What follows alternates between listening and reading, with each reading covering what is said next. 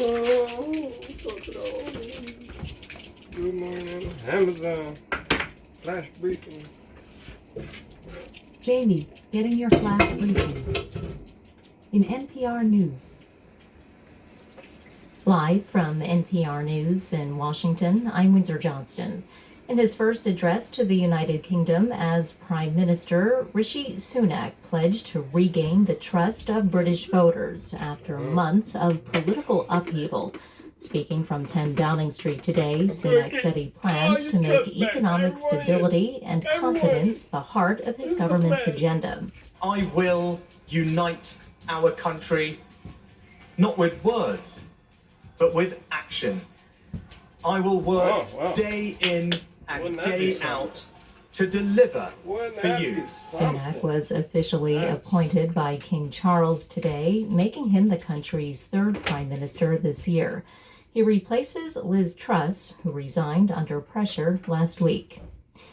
With the winter months approaching, the White House is encouraging Americans to get up to date on their COVID-19 shots. NPR's Giles Snyder reports President Biden is set to get his latest booster today. The booster President Biden is getting is the new bivalent shot, formulated to target the original coronavirus strain, as well as the BA4 and BA5 Omicron subvariants, which are currently circulating. The new booster has been available for weeks. It was authorized in late August. Biden is just now getting his because he tested positive in July and then came down with a rebound case. Experts recommend waiting 90 days following an infection.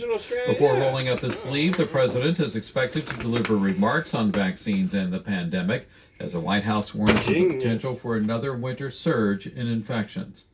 Giles Snyder, NPR News. Stocks on Wall Street opened higher this morning as investors digest a variety of corporate earnings news.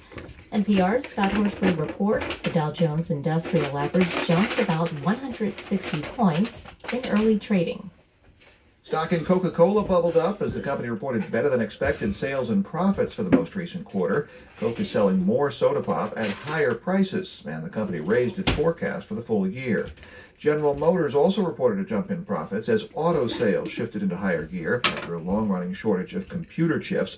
3M, however, is cutting its profit forecast as a strong dollar weighs on international sales.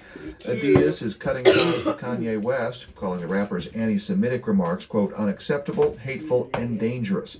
The sporting goods maker had come under increasing pressure to sever its lucrative sneaker deal with the artist, now known as Ye.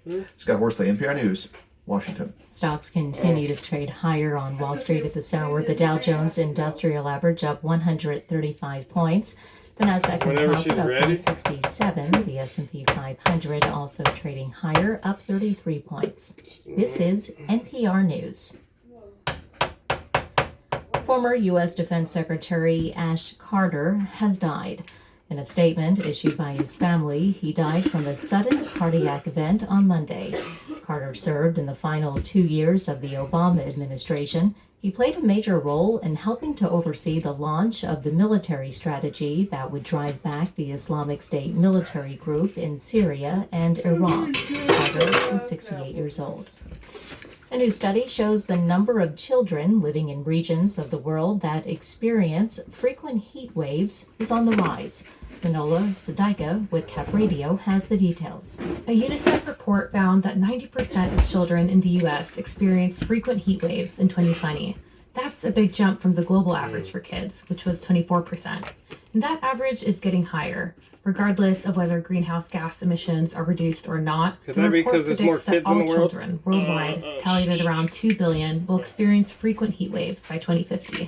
Gautam Narasimhan is UNICEF's global climate lead. He says adaptation is necessary. We really have to make sure that we are focusing also on doing things to protect kids, even regardless of age. He adds that reducing emissions could help lessen heat wave length and severity. For NPR News, I'm Manola Sadaika in Sacramento. The Pennsylvania Senate candidates will face off in a highly anticipated debate tonight, 2 weeks before the midterms. Lieutenant Governor John Fetterman and celebrity TV host Dr. Mehmet Oz are vying for the state's open seat. You're listening to NPR News in Washington.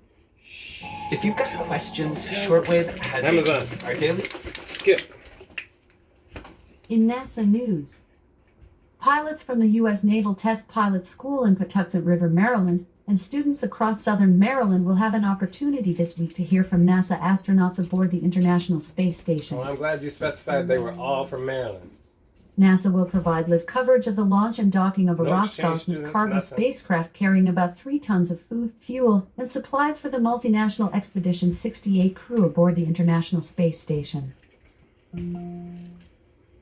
NASA will provide coverage of the upcoming pre-launch and launch activities for the National Oceanic and Atmospheric Administration's NOAA Joint Polar Satellite System 2 JPSS-2 mission. JPSS-2 is the third satellite in the Polar Satellite series and is expected to capture data to improve weather forecasts, helping scientists predict and prepare.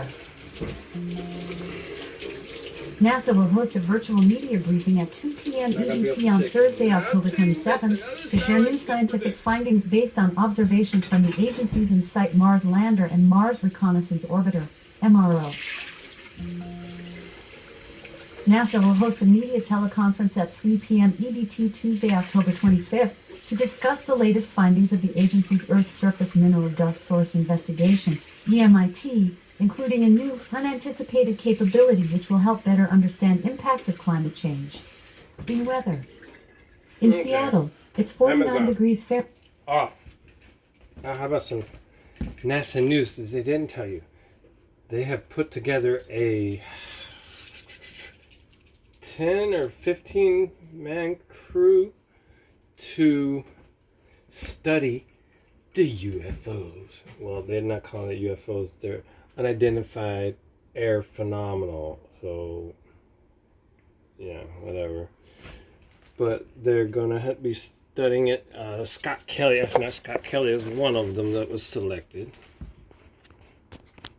to study the unidentified air phenomenals and release their findings to the public. I'm ready to go. All right, let's go. Have a great day.